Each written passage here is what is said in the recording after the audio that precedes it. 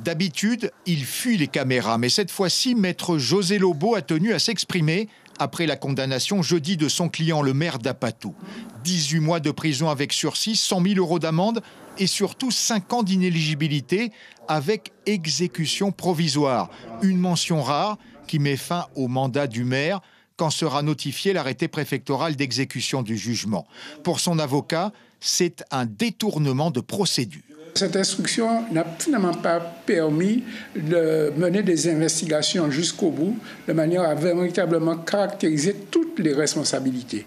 Ce qui rend étonnant le fait que l'on débouche principalement, je dis bien principalement, sur une mesure tout à fait brutale qui relève d'un véritable coup de force judiciaire, c'est-à-dire l'inéligibilité avec exécution provisoire de M. Dolianki.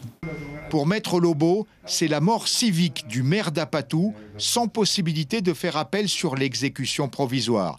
L'avocat relativise les délits. D'abord, le recrutement de la concubine du maire sans respect des règles. La concubine d'Issagi a occupé l'emploi de femme de ménage.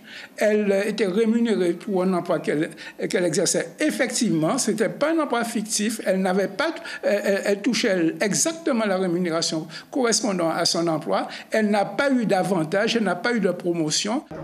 Le véhicule haut de gamme comme voiture de fonction et le recours sans consultation d'un prestataire comptable correspondait à de réels besoins, défend l'avocat, tout comme l'électrification à grands frais et hors compétence communale du village de New Campou via une association de façade. Sur ce point, le maire ne serait pas le seul responsable. On peut parler de complicité. La complicité est au moins au niveau du directeur général des services, du comptable public qui avait besoin, qui a posé des conseils pour monter une convention technique, parce que tout ça c'est extrêmement sophistiqué. Et le sous-préfet, comme l'a toujours affirmé M.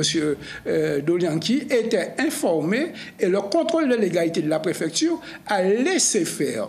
Lors de l'enquête, des cadres de la mairie et de la CCOG disent avoir pourtant mis en garde le maire en amont sur l'illégalité de l'opération New Campou. Selon des membres de l'association, Paul Dolianki était bien l'instigateur de ce dossier. Le maire a aussi dit aux enquêteurs qu'il connaissait un peu les règles des marchés publics. À l'audience, il a prétendu le contraire. Paul Dolianki pourra défendre à nouveau sa vérité lors du procès en appel.